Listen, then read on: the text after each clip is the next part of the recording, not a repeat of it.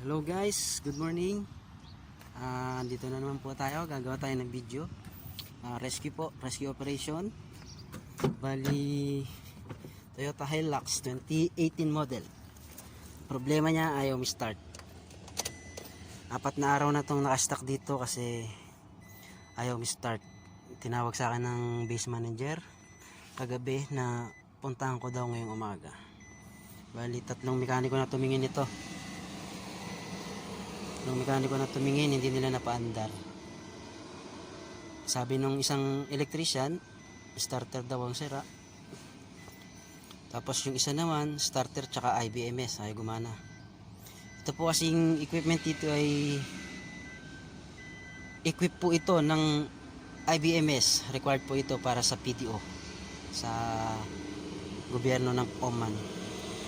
Na-required nila ito para sa safety ng driver. Ito po yung IBMS na sensor. Meron po yung IBMS key. Ito ang IBMS key. So tingnan po muna natin. Samahan niyo po ako. Subukan po natin i-start. Ito po ang IBMS nya. Ganun lang po ang gagawin. Itatapat mo lang, dikit. Tapos tapak sa clutch. At check natin start, kung i-start. Wala po. Ayaw start.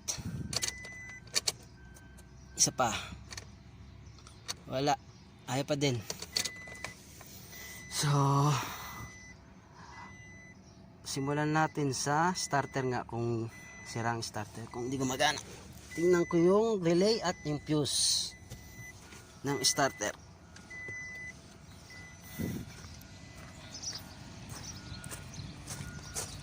Ito ang fuse box. Tanggalin natin. Tingnan natin yung relay nya at saka yung fuse. Okay. Ito po yung fuse box cover. Ayun ang relay nya. Ito ang relay ng starter relay. Ito. Pang ilan siya? 1, 2, 3. Pangatlo. Okay naman po yung battery nya eh. Pinalitan naman daw yan.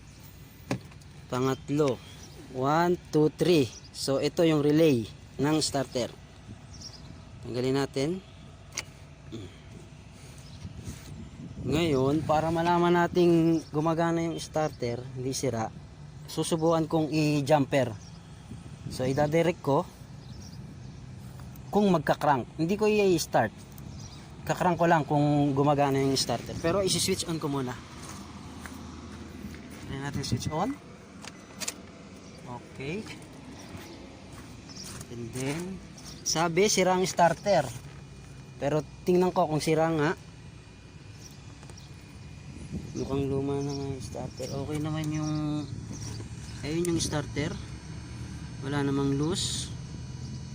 Pero subukan ko muna ng jumperan kung magka-crank siya. Pag pumitik yung starter, okay yung starter.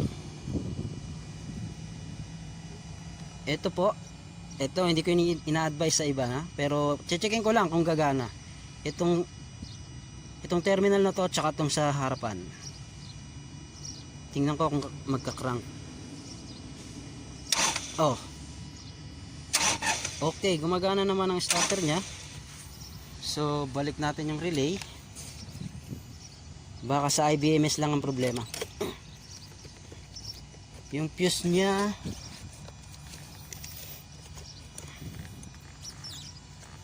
yung mga fuse ay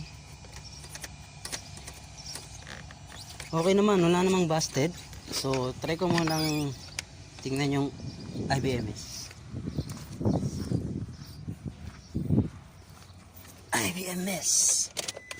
Ito kasing IBMS nya, ibang company yung nag-install nito eh. So meron tong computer dito sa loob ng dash. Meron siyang controller dyan. So sa clutch pedal meron din itong nilagyan na sensor para sa safety. Kung magi-start ka ng naka-gear, baka nakalimutan mo naka-gear, pag hindi mo to tinapakan, hindi magi-start. So tingnan ko, baka may sensor din sa loob, sa ilalim.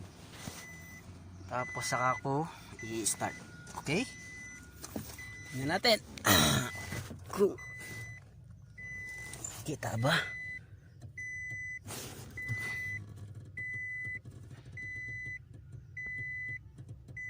Hindi kita. Ayun yung sensor. Ito yung sensor niya. Dali, ito. Ito ang sensor ng IBMS pag tinapakan mo yung clutch pedal. Pag ito hindi mo lumubog ng ganyan, hindi yan aandar. Kahit anong start mo, hindi aandar. Subukan kong i-adjust kung matamaan. Pero tingin ko hindi i-adjust. Hindi maabot. Nilagyan na nila ng ano. Nilagyan nila ng goma. Chinelas yata yan. Pero subukan kong pindutin tapos start. Pakinggan nyo yung makina kung nakandar. Dali lang guys ha. Subukan ko muna i-start nang hinahawakan yung sensor. Baka hindi tumatama yung ano. IBMS muna. Tapos switch on. Abakan ko yung robot.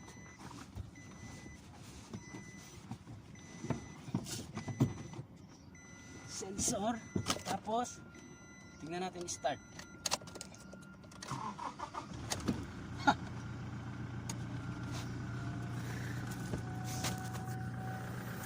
Okay guys, sumandar.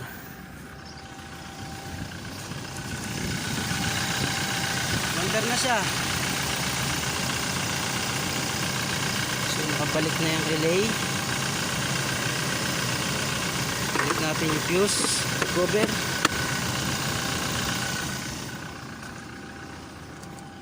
Ayun, namandar na. Problema lang yung rubber ng sensor, hindi na tumatama dun sa sensor mismo, yung bracket. So gagawa ng paraan, i-adjust natin yung bracket para umabot siya sa sensor. IBMS lang ang problema niya, sensor niya. Okay guys, thank you. Okay na to, job done na. Report ko lang sa base manager, tapos balik na ako sa shop. Okay guys, please subscribe, like and share my channel. Thank you guys.